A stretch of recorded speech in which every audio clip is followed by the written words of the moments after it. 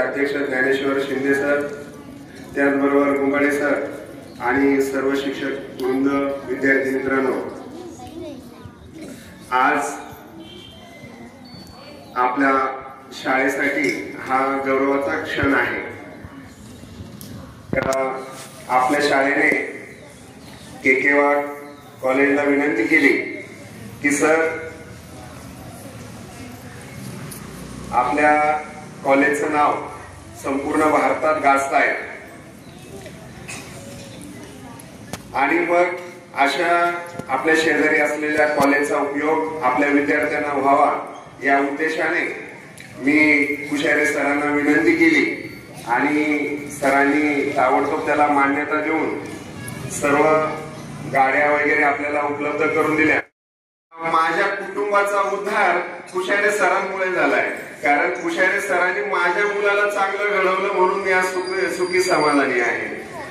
म्हणजे असा आनंद मला सरांविषयी होतोय आणि कुशारे सरांकडून मी एकच शिकलो का विद्यार्थी आणि शिक्षक याचं नातं कसं असावं। आणि तुम्ही विद्यार्थी मित्रांनो, तुम्ही पण म्हणजे ज्याला घ्यायचं असेल तर कुशारे सरांचं मार्गदर्शन घेतलं तर तुमचं निश्चित सोनं होईल।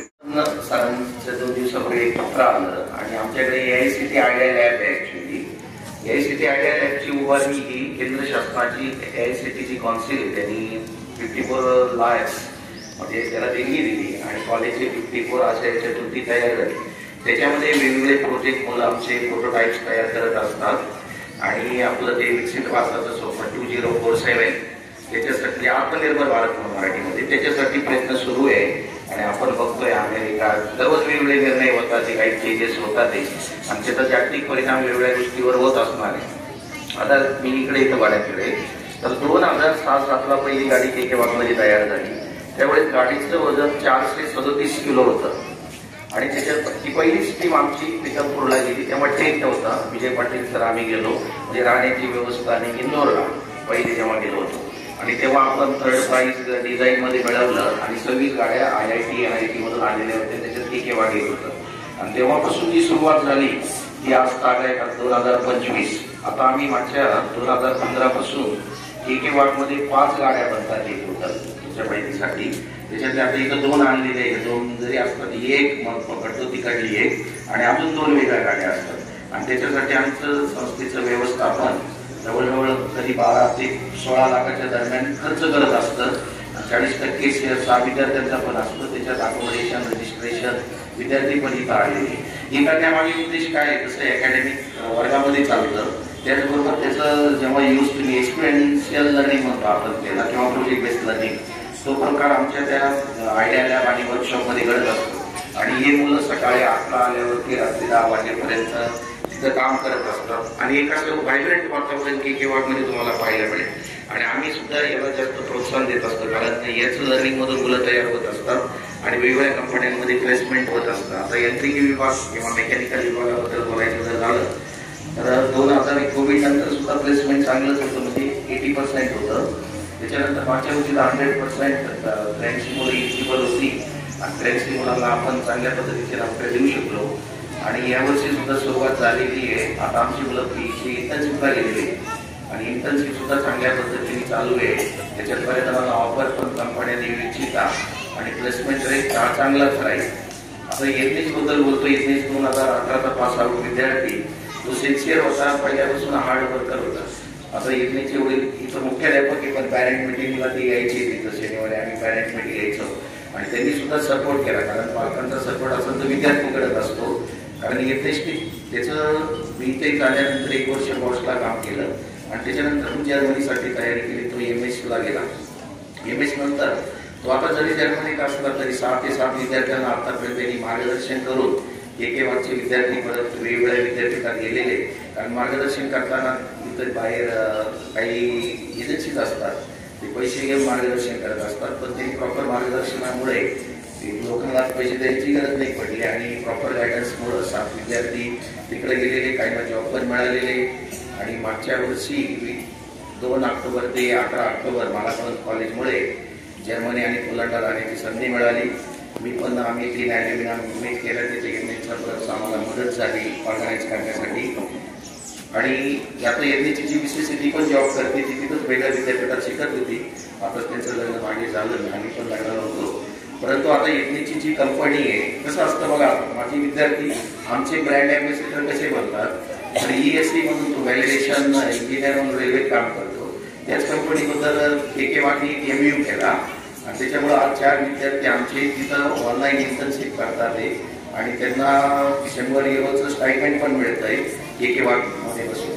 म्हणजे माझी विद्यार्थी आमची ही ॲसेट असते, कारण आपण जे देत असतो पुढे गेल्यावर विद्यार्थी. आता इंग्लिश काल परवा मला वाटतं 4 दिवसापूर्वी आला आणि 2 दिवसापूर्वी त्यांनी येऊन सेकंड इयरच्या विद्यार्थ्यांना मार्गदर्शन केलं आणि एक ऑनलाईन मीटिंग पण झाली. आणि आमचे जे ब्रँड ॲम्बॅसेडर म्हणतो, आम्ही 95ला कॉलेज मेकॅनिकल सुरू झालं, 2000 पासून पहिली बॅच दुसरी बॅच सुरू झाली. आता तेच विद्यार्थी आम्हाला भरपूर मदत करत असतात. आता ते चांगल्या पदावर असल्यामुळे प्लेसमेंट मिळवणं आम्हाला ते एकदम सोपं होत असतं. आता याच्यामध्ये हे जे विद्यार्थी बसलेले सर्व स्कॉलर चांगले पुढे आपल्याकडे बरेच मुलं आहेत. रोबोटिक्स आणि मल्टीडिसिप्लिनरी टीम असते. यांत्रिकी बरोबर रोबोटिक्सचे मुलं असतात, इलेक्ट्रॉनिक्स असतात, कॉम्प्युटर याचे पण असतात. कारण आता जो सिनेरिओ चेंज होतोय मार्केटमध्ये, व्हेकल आता फक्त मेकॅनिकल व इलेक्ट्रिक असते, ऑप्शन पार आलेले आहे, इलेक्ट्रॉनिक सिस्टम पार आलेले आहे. तर एकत्र काम करून टीममध्ये काम करून ते व्हेकल बनवत असतात. आणि युनिव्हर्सिटी जी आहे कॉलेजची ती पुढे सुरू आहे, त्याच्यासाठी आमचं व्यवस्थापन त्याची खूप मदत होते. मुलांना पण माहिती, मुलं पण त्याचं सांगू शकतील आणि त्याच्यामुळं मुलं विकसित होतात आणि त्याच्यामुळे डिमांड पण आहे. आणि त्याच्यामुळे KK वाणी एक चांगलं एक सकाळी आपण त्याला शाळेपेक्षाही खरंच तुम्हाला KK वाणीमध्ये पाहायला भेटेल. या मुलांना पण माहिती 75% जर अटेंडन्स असेल तर घरी कोण जाणार, त्याच्यानंतर आई वडिलांना बोलवणं येणार, हँड टिफिन घेतली जाणार, जास्त आहे आता मी बोलतो इथं, कारण ती शिस्त आम्ही पाळलेली आहे. ओके, ते सिस्टीममुळेच कसं आहे, अकॅडमिक सकाळी आणि दुपारनंतर प्रॅक्टिकल एक्सपोजर मुलांना मिळत असतं. तर मी जास्त काय वेळ घेत नाही. मला इथं बोलवलं, मला सत्कार केला. इयरला आले आणि मी टीम ब्रह्मास्त्र रेसिंग ह्या टीमचा एक पार्ट आहे. सो आमची टीम जी पहिली गाडी ठेवली तिथे बग्गी, ती गाडी आम्ही बनवतो. तर आम्ही SAE इंडिया म्हणून एक संस्था आहे, त्याची कॉम्पिटिशन असते, SAE ई-बहा कॉम्पिटिशन. तर तिथे आम्ही पार्टिसिपेट करतो दरवर्षी आणि आमची कॉन्सिक्युटिव्ह जे विनर म्हणजे आमची जी रँक असते ती टॉप 10 मध्ये येत असते. प्लस आमचा जो इंजिनिअरिंग एक्सपिरियन्स असतो त्या बेसिसवर आम्हाला तिथे प्लेसमेंट्स पण ऑफर होतात. आणि कॉलेज थ्रू आम्हाला जो काही सपोर्ट भेटतो, आम्ही व्हेकल मॅन्युफॅक्चरिंगला आम्हाला जे काही नॉलेज भेटतं आमच्या अकॅडमिक्समध्ये, ते आम्हाला इनलाईन आम्हाला तिथे एक्सप्लोर करता येतं, आम्हाला तिथे त्याचा उपयोग करता येतो आणि प्रॅक्टिकल एक्सपिरियन्स घेता येतो. तर आमच्या कॉलेजने आम्हाला या सगळ्यासाठी बराच सपोर्ट केलेला आहे. आम्हाला ते वर्कशॉप फॅसिलिटीज प्रोव्हाइड केलेल्या आहे, वेगवेगळ्या मशीन्स पण दिलेल्या आहेत की ज्याने आम्ही वेगवेगळे पार्ट्स मॅन्युफॅक्चर करू शकतो. प्लस आम्हाला आमचे जे काही टीचर्स असतात, फॅकल्टी ॲडवायझर्स असतात, ते कॉन्स्टंट सपोर्ट करतात आम्ही अकॅडमिक्स आणि आमची टीम बॅलन्स करावी म्हणून. So thank you so much sir आम्हाला कॉन्स्टंट सपोर्टसाठी.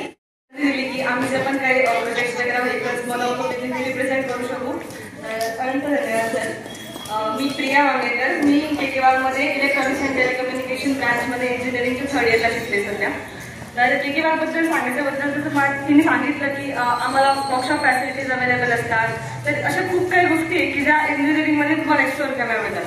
आता इथे बसलेल्यांपैकी खूप सारे असे भविष्याचे इंजिनियर्स असतील तिथे KK वाणीमध्ये दाखल होतील, तर त्यांना पण अशा खूप साऱ्या ऑपॉर्च्युनिटीज अवेलेबल होतील. टीमबद्दल आणि प्रोजेक्टबद्दल सांगायचं झालं, आता इथे उपस्थित चेअरमॅन सरांचा आपण सत्कार केला, तर तो पण आमच्याच टीममध्ये एका म्हणजे त्यांनी काम केलेलं, तिथे त्यांनी खूप सारे एक्सप्लोजर मिळालं. त्याच्यानंतर त्यांनी वेगवेगळ्या ऑपॉर्च्युनिटीज थ्रू त्याला जन्म घेण्यासाठी संधी मिळाली. तिथे त्यांनी मेहनत करून एक काहीतरी स्थान जे आहे ते मिळवलंय. आमचं पण तो इन्स्पिरेशन आहे, आम्ही त्याच्याकडून इन्स्पिरेशन घेतो, त्याचं गायडन्स आम्हाला सतत लाभत असतं. तर थँक्यू सो मच दादा त्याच्याबद्दल. पण आमच्या गाडीबद्दल सांगायचं झालं तर एक खूप मोठा असा जो नॅशनल लेवलचा प्रोजेक्ट आहे, तिथे आम्ही पार्टिसिपेट करतो, तिथे कॉम्पिट करतो आणि आमचा जो रँक आहे तो ऑलवेज टॉप 10 मध्ये आलेला आहे आतापर्यंत. तर असं आमचे खूप कधीतरी असं तुमच्यामध्ये बसलेलो होतो आणि मला असे आदर्श शिक्षक आलेले होते आणि विचारायचे याच्यामध्ये किती मुलं असे आहेत की ते गणपतीचं डेकोरेशन स्वतः करतात, आपल्यामध्ये कोण कोण करते, गुड, हे भविष्यातले चांगले इंजिनियर होऊ शकतात.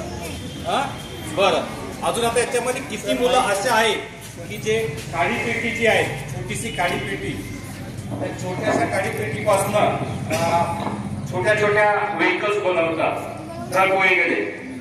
अरे वा, छान, हात खाली करा. बरं, आता या व्हेकल साठी आपण चाका कशाचे बनवतो, कोणी सांगू शकतं? सांगू का? बॉटलच्या चाकाचे. गुड. एक अजून सांगेल इंजिनियर होणार. अजून कोण सांगेल? सांग मला. बॉटलचे झाकण. कोणतं बॉटल असते? कशाचे? अरे वा, गुड. अजून सांग. पाण्याच्या बॉटलचे झाकण. ओके, बरोबर, छान, अतिउत्तम. बरं, अजून कोणी मुलांनी असं बघितलंय काय का ती घरातली बॅटरी पडलेली आहे आणि त्याला लाईट लावून बघितलेलं आहे? अरे वा, छान. म्हणजे हे इलेक्ट्रिकल किंवा इलेक्ट्रॉनिक इंजिनियर होऊ शकतात. अतिउत्तम. म्हणजे याचा अर्थ आम्ही जे आज इथे आलो ते खऱ्या अर्थाला आपण सक्सेस होणार आहे. म्हणजे आपल्याकडे बऱ्याचपैकी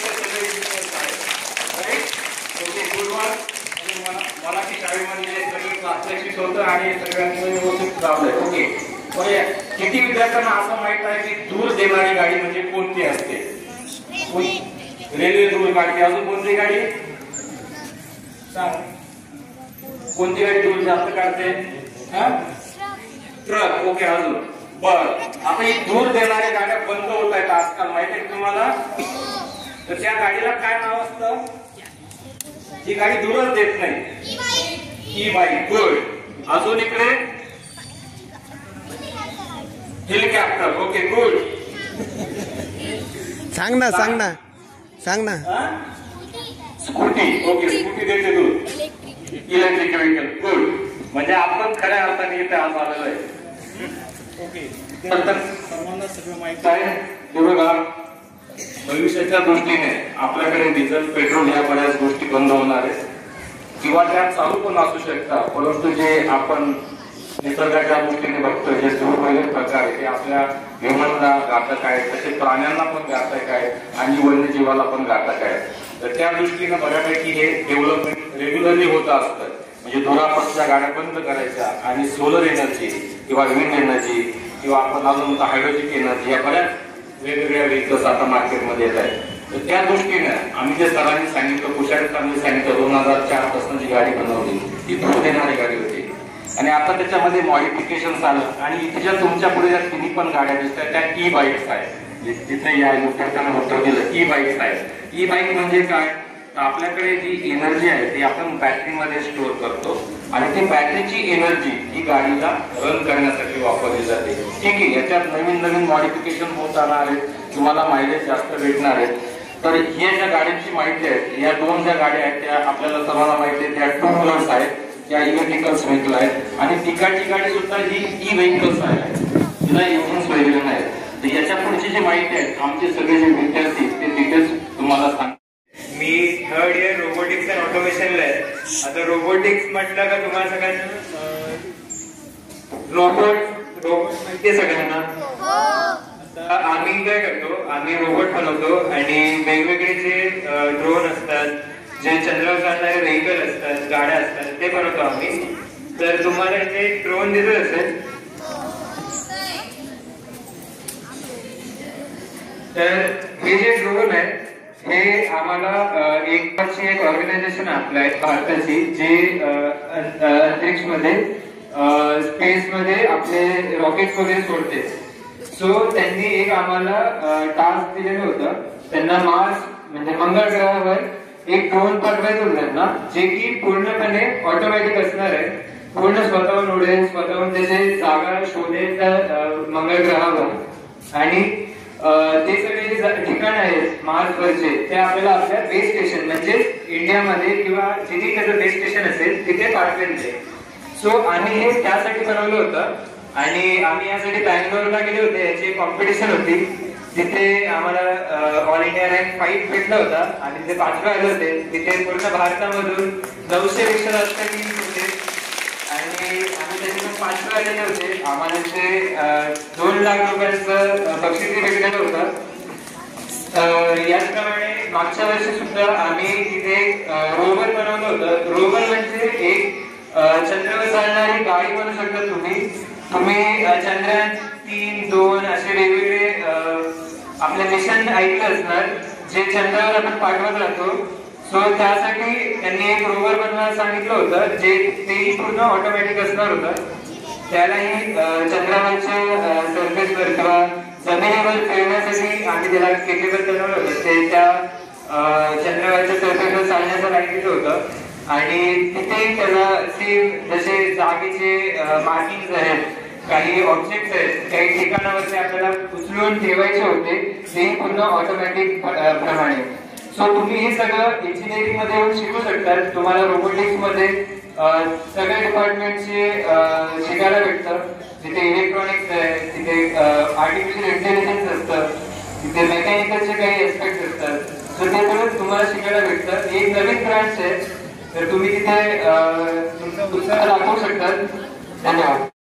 ही जे 2 गाड्या तुम्ही बघताय, येलो कलर आणि रेड कलर, आम्ही या गाड्या बनवतो ज्या इलेक्ट्रिकल 2 व्हीलर्स आहेत. तर मग या गाड्यांबद्दल सांगितलं गेलं तर मग या गाड्या बॅटरीवर चालतात आणि या 2.5 आवर्समध्येच फक्त चार्जिंग होऊन जातात. आणि चार्जिंग झाल्यावर 60 किलोमीटरची यांची रेंज आहे. आणि या गाड्या तर मग रिमोट कंट्रोलच्या गाड्या कोण खेळता येतात? रिमोट कंट्रोलच्या गाड्या कोण खेळता येतात? तर ही जी लालवाली गाडी आहे ही रिमोट शिवाय चालू होत नाही. ही रिमोटने आपण चालू करू शकतो. आणि जी येल्लोवाली आहे तर तिची आपण फुटरेस जे बघितलं तर मग फुटरेस जे आहे आपण गाडी ऑन केली की ऑटोमॅटिक फुटरेस बाहेर येतात. आणि स्टँड जे आहे ऑटोमॅटिक स्टँड आहे, आपण गाडी ऑन केली आणि स्टँड जर का खाली असेल तर ती गाडी चालू होत नाही. आणि आपली जी टीम आहे ही SAEच्या अंडर चालते. आणि जे केवळ मोटर स्पोर्ट जे आहे ते आपल्याला प्रोत्साहन देतं की याच्यात पार्टिसिपेट करून टीम चालवतो. आपली जी टीम आहे ती कन्सिस्टन्सली जेव्हापासून चालू झालेली तेव्हापासून रँक 1 येते गीतांमध्ये. आणि आपले टीमचे जे मेंबर्स आहेत प्लेसमेंट पण चांगली झालेली आहे. जसे लास्ट इयर मेकॅनिकलचे जे मेंबर आहेत त्यांची प्लेसमेंट जी टॉपला होती ती झालेली. आणि या ज्या गाड्या आहेत आपण यांचे लोकेशन फोनमध्ये सुद्धा बघू शकतो की आपली गाडी आता सध्या कुठे आहे, किती चार्जिंग आहे आणि ऑन आहे का नाही, इंडिकेटर ऑटोमॅटिक आहे. सगळे प्रोफेसर, सगळे शिक्षक, माझे सगळे विद्यार्थी मित्रांनो, मला सगळ्यांना सुप्रभात. तर आजचा कार्यक्रम ठेवण्यामागचं कारण असं होतं की वडिलांची माझी चर्चा चालू होती की विद्यार्थ्यांसाठी आपण काय काय नवीन उपक्रम करू शकतो. तर त्याच्यात मला एक संकल्पना आली की जे विद्यार्थी आहेत त्यांच्यामध्ये भविष्याबद्दल कसं जास्तीत जास्त आपण प्रेरणा निर्माण करू शकतो किंवा भविष्यामध्ये त्यांना काय वाटचाल करायची आहे याच्याबद्दल जागरूकता निर्माण करण्यासाठी आपण हा उपक्रम घेतला. आणि आता आपण याच्या पुढे जो कार्यक्रम करू त्यांना विद्यार्थ्यांना जवळून दाखवू. तर हा जो आता इथं तुम्हाला जरी 10 विद्यार्थी दिसत असले, मुळात हा ग्रुप साधारण 200 विद्यार्थ्यांचा आहे. मी 2015 मध्ये जेव्हा माझी इंजिनिअरिंग चालू केली तेव्हा आमच्या कॉलेजमध्ये अशा ऍक्टिव्हिटीज कमी प्रमाणात होत्या. पण कुशारे सरांच्या मार्गदर्शनाखाली आम्ही आमच्या स्वतःचा क्लब स्थापन केला. आता या क्लब अंडर माझ्यामध्ये 5 ते 6 वेगवेगळ्या टीम्स बनतात आणि फर्स्ट इयर पासून लास्ट इयर पर्यंत सगळे मुलं याच्यामध्ये दरवर्षी काम करतात.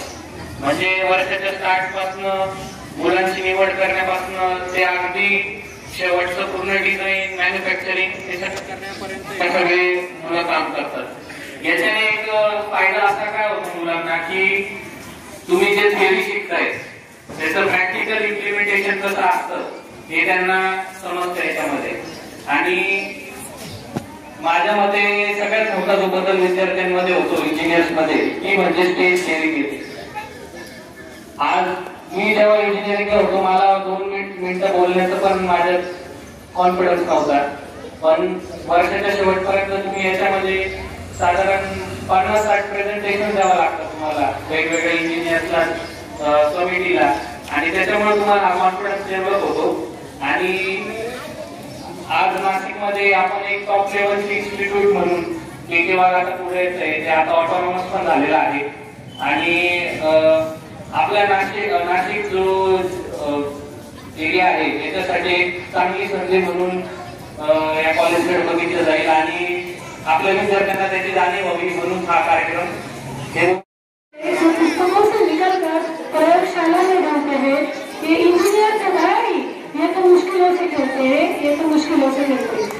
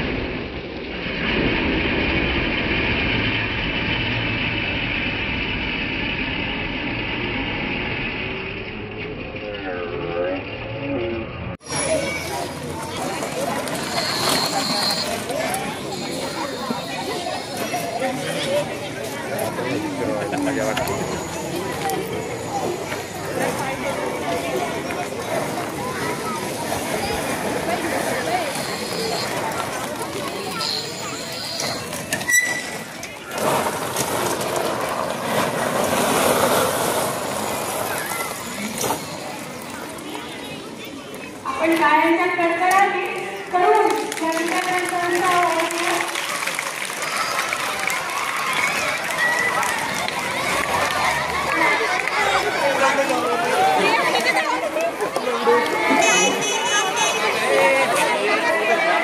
गाडी तोडून टाकशील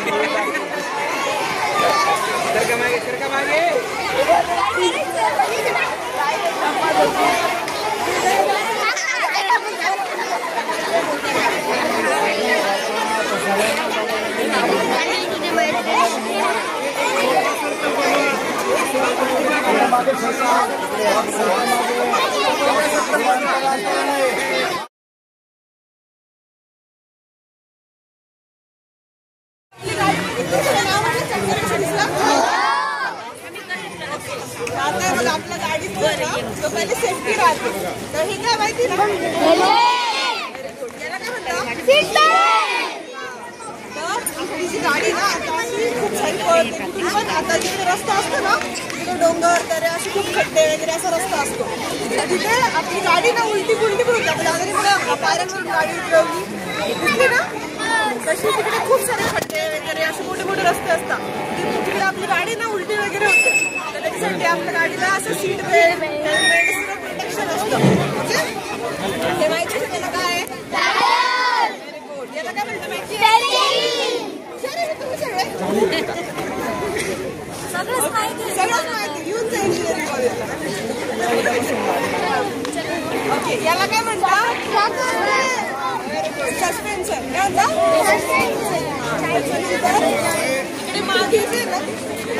इकडे मागेच आहे ना आपली गाडी कोणती आहे इलेक्ट्रिक व्हेकल आहे तिला काय राहतं माहिती इंजिन असतं का तिला तिला काय असतं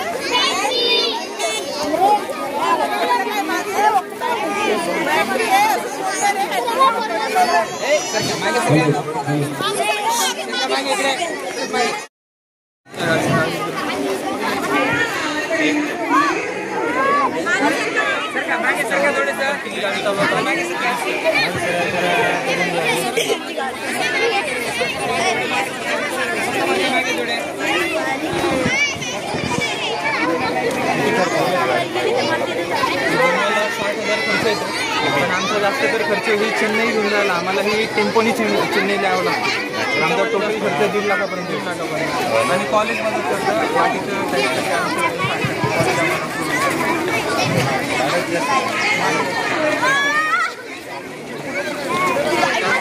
सामान कॉलेजचं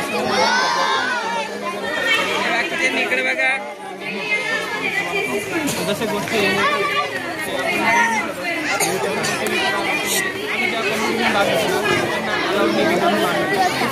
बॅटरी म्हणून आम्हाला किती इंची पाहिजे किती व्होल्टेजची पाहिजे त्यानुसार बनवून घेतात. सर्व माहिती प्रोव्हाइड करावं लागते. ती डॉक्युमेंटेशन ती जमा करून ते त्यांना दाखवावं लागतं आम्ही काय केलं. आणि याच्यामध्ये हा स्क्रीन लावलेला आहे त्या दुसऱ्या व्यक्तीमध्ये नवीन आहे तो ओळखी नाही. त्याच्यामध्ये सर्व दिसतं आपण किती किलोमीटर गाडी आधी किती किलोमीटर सांगला.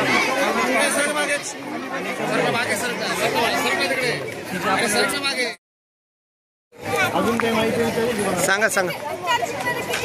एकच चार्जिंगमध्ये 60 किलोमीटर जातं आणि चार्जिंग व्हायला 2.5 तास लागतो.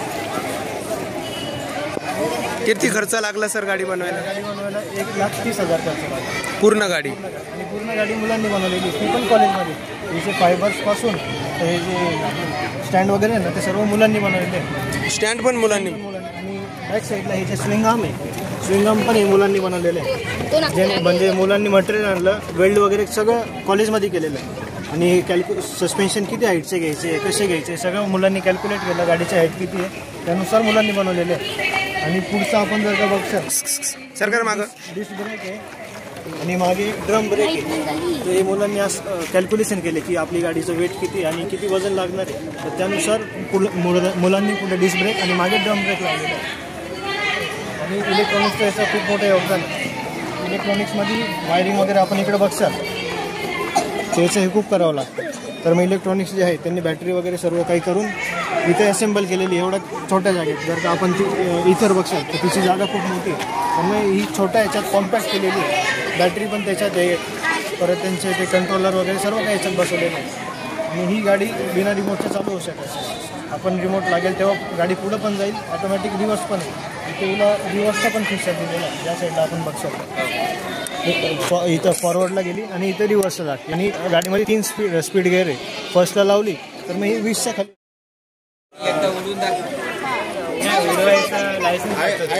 थोडा एक घेऊ आपण.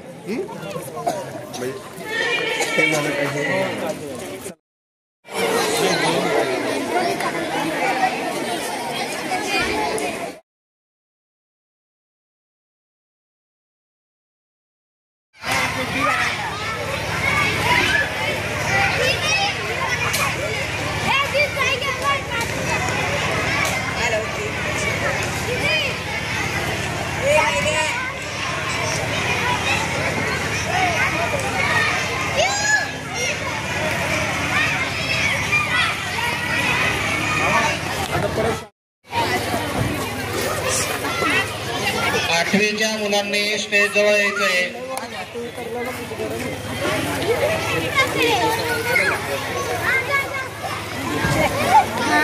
चालवते मी पाहिलं ना खास तुमच्यासाठी तिला सांगितलं बरं का चालून दाखव.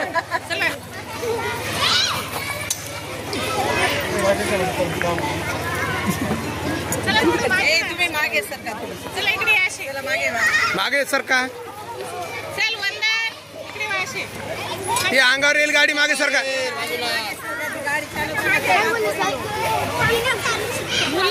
मुलींसाठी सांगितलंय खास.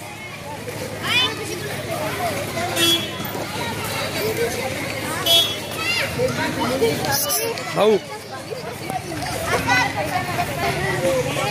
बिना पेट्रोलची का? नाही इलेक्ट्रिक.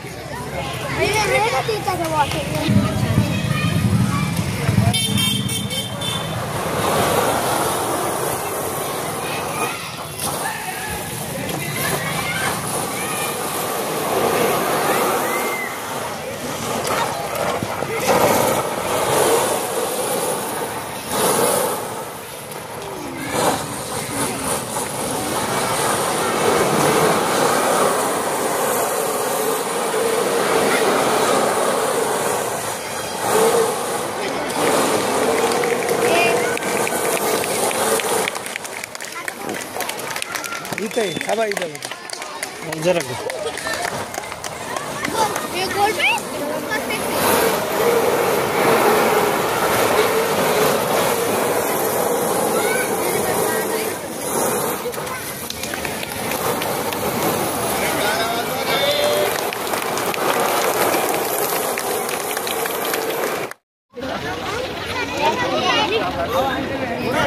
कोणत्या प्रश्नाचं उत्तर दिलं तू? उपराष्ट्रपती पण ते राष्ट्रपती. राष्ट्रपती कोण आहे राष्ट्रपती? त्याच्यामुळे काय झालं, तुला बसायला संधी दिली.